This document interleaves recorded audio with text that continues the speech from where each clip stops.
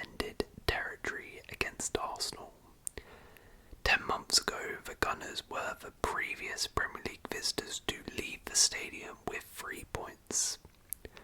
Since then, West Midlands walls have been fortified. For successive 1-0 victories inside 4 days over the sides to finish first and second in the Premier League last season was described as the most difficult week by Emery, but ultimately ended in glory. Fortress Villa Park has proven the symbol of the club's remarkable resurgence, establishing them as one of the Premier League's best and most effectively run football clubs. The improvement from the final days of predecessor Gerrard, where only goal difference kept them out of the top flight's relegation places, is as drastic as it is exceptional, with Villa now firmly in the hunt for a Champions League spot next season, and perhaps even more, with Pep Guardiola endorsing their title credentials. So this is how Unai Emery has masterminded Villa into the most informed team in the Premier League. Emery regarded February's 4-2 home defeat against Arsenal as a turning point. Irrespective of what he said publicly, that showdown with his old club was one he was desperate to win. So he was consequently infuriated with his side's manner of collapse after the scores were level until the final minutes. Post-match and across several meetings, he told his players in no uncertain terms that such errors could not be repeated. Emery remarked that they had kicked the ball long on too many occasions, with his defensive players continuing to clear safety as opposed to retaining possession and stamping their authority on the game. He preached that seizing control would lead to the concession of fewer goals. Even after the wins against City and Arsenal, Emery recalled that painful loss to Arsenal unprompted in his press conference. That match, almost 10 months ago, was the last time Villa lost at home and marked the start of a shift in mentality. Their performance against Man City was one for the ages and underlined just how far many of those same players who faced Arsenal in February have come in terms of composure, organisation and general quality. Final preparations for City's visit had been different though to the usual routines. Emery wanted his players to train on the morning of the game, keen to drill in extra detail. The session he conducted was low intensity, chiefly working on various patterns of play and team shape, ensuring the starting 11 knew how to exploit the areas Emery's analysis had told him City were vulnerable in. A fluid, spinning midfield four overloaded City and provided additional passing lanes when playing out from the back. This proved essential in victory and highlighted the forensic lengths Emery and his coaching staff go to. Before his official switch from La Liga side Villarreal late last October, Emery compiled detailed dossiers of each player from his home in Spain. He called on the backroom staff who would be joining him in England to put together footage of previous games and clips of individual players. He swiftly recognised the blind spots in the team he was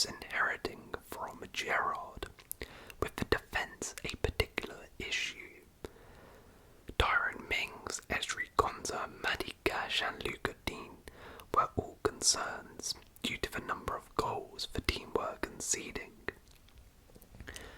Elsewhere, Emery knew his methodology would enable specific plans for his attackers, but felt more firepower was needed. Contrary to reports regarding Musa Diaby, Atletico Bilbao winger Nico Williams was actually the player Emery initially wanted. The development of first-choice centre-backs Mings and Gonza has been huge. Emery wanted both to become better on the ball and protect their zones defensively. Through detailed coaching in what Emery expected from the pair, greater clarity and confidence has been provided. Players noted an immediate contrast in training between Gerrard and Emery, with the content of sessions transformed overnight. It tied in with the notion that there was a completely different level of leadership between the two coaches. Emery knew exactly what he wanted, while Gerrard, in comparison, was seen to be looking for a moment of magic from an individual player. Gerrard sat a broken man alongside assistant Gary McAllister towards the end of a 3-0 defeat to Fulham in October last year, with neither man realising they had reached the end at Villa, offering little direction to the players.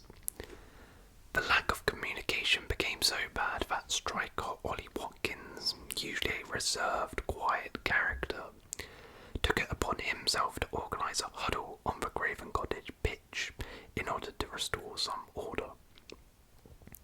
By contrast, Emery is a constant presence up on the touchline, instructing his team through every passage of play. Figures close to Villa say it is a small window into his all-consuming personality, where those in his inner circle describe him as obsessive in wanting to extract each possible marginal gain. In his early days at Villa, Emery would work on at Bodemore Heath, Villa's training ground, until as late as 10 p.m. His close friend and now club director football, Damien Vidagani, accompanied him and joked how their nocturnal habits would drive security staff to despair. While those hours have now slightly reduced, his intensity has not. Emery's exhaustive methods meant getting results quickly was important in terms of getting senior players on side. Players subsequently saw purpose in his prolonged preparations and have continued to adhere to his plans. The first pre-season under Emery this summer was energy sapping. Lots of travel with lots of warm-up matches afforded little opportunity for downtime and pushed players in terms of physical exertion far more than they experienced in their pre-season under Steven Gerrard.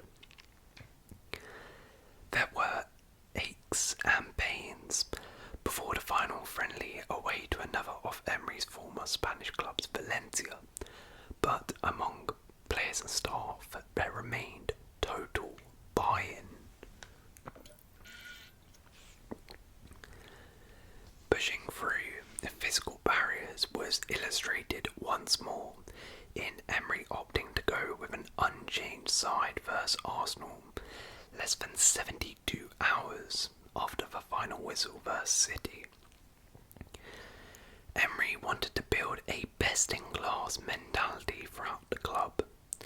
Senior figures involved in non-related footballing matters at Villa say other aspects are having to play catch-up in matching the progress shown under Emery's leadership.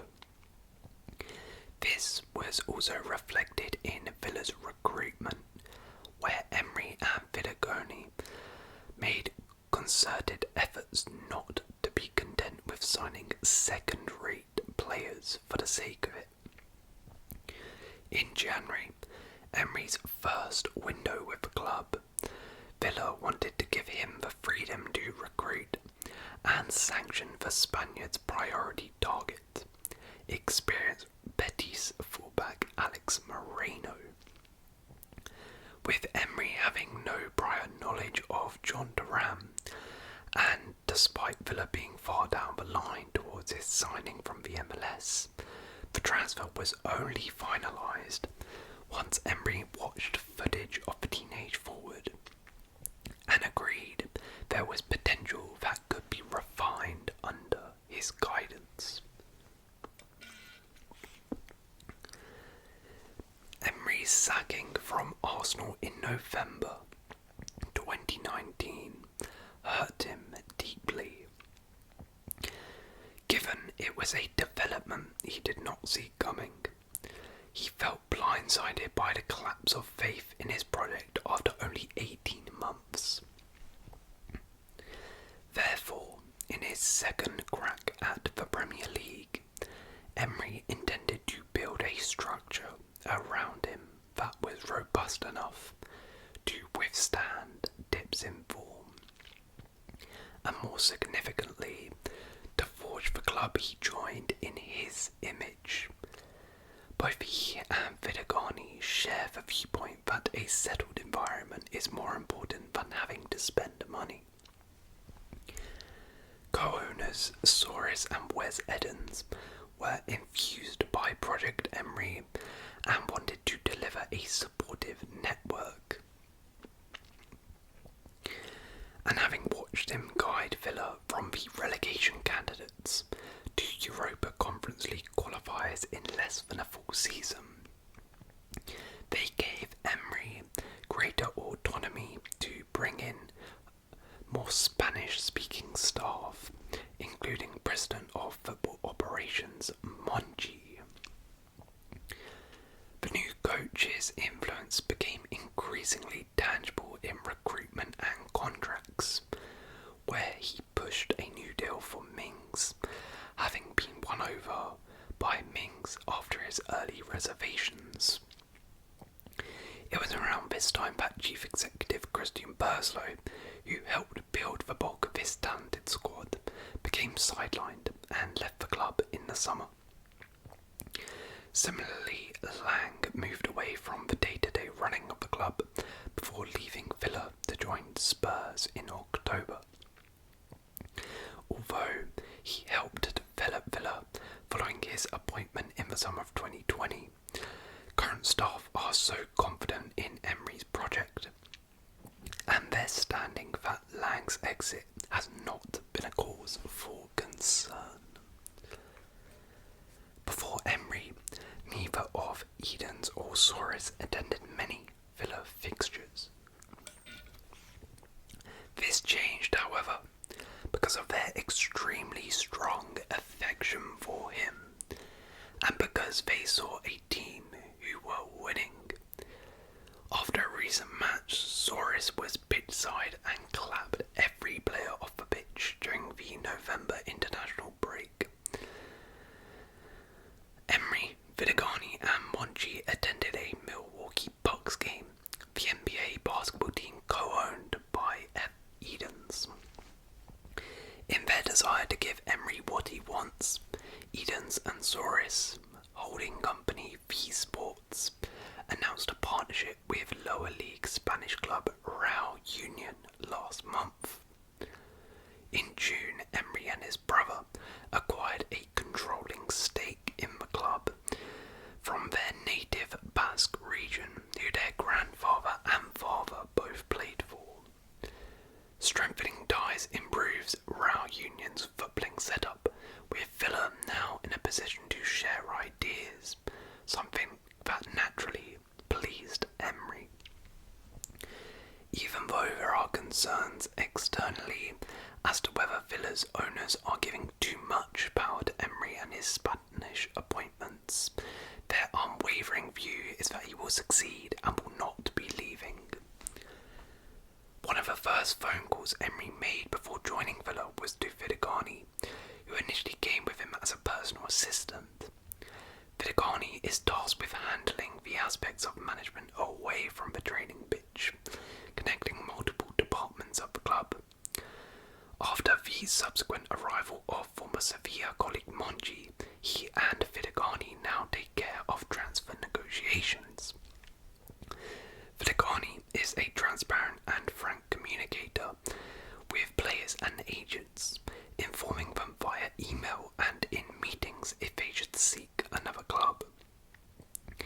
This summer, he told certain players they could leave, provided they came to Villa with a buyer with a right fee.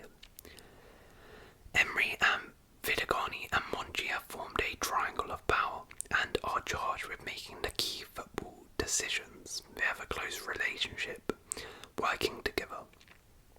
The trio travelled games together on the coach, and although Emery will not make such statements public, there is a belief between the club's three main decision makers that Villa can be contenders. Emery has also hired several Spanish-speaking staff whom he trusts, including assistant Paco Ayestelem, who had worked in the Premier League before under Rafa Benitez with Liverpool when they won the Champions League. Ayestelem's appointment is being regarded as one of Emery's shrewdest decisions, with his experience adding an alternative voice. Another relied upon staff member is goalkeeping coach Avi Glacia, while first choice keeper Emi Martinez had a close relationship with previous goalkeeping coach. It is understood that he is working with Garcia even more. Martinez invited Garcia to the recent Ballon d'Or ceremony, where he was named the world's best goalkeeper. Now, Emery also liked to take the staff who work at the training out for lunch and dinner, which has helped foster a spirit of unity at the team's day-to-day home. The support network from the training pitch has also been crucial in the club, providing a stable base for Emery. There is a sense among senior contacts that Villa, in regards to infrastructure, have seriously got their act together, coinciding with Emery's arrival. The club now boasts a refurbished, state-of-the-art training facility, have an operational inner-city academy complex, and are pressing ahead with plans to increase Villa Park to 50,000 capacity. Such growth might not have been quite as swift if Villa had been unable to offer the level of stability given to Emery, with observers close to the situation pointing to the current dysfunction elsewhere in the Premier League at Chelsea and Man United. The players were given 2 days off in the afterglow of their record 15th straight home league win. That historic feat is another sign of new ground being broken and of the progress being made under Emery and throughout his club. So there we go. That is the rise, resurgence of how Unai Emery has transformed Aston Villa. Hopefully you guys have enjoyed, and if you have enjoyed, please leave a like, consider subscribing, and I'll see you in another video.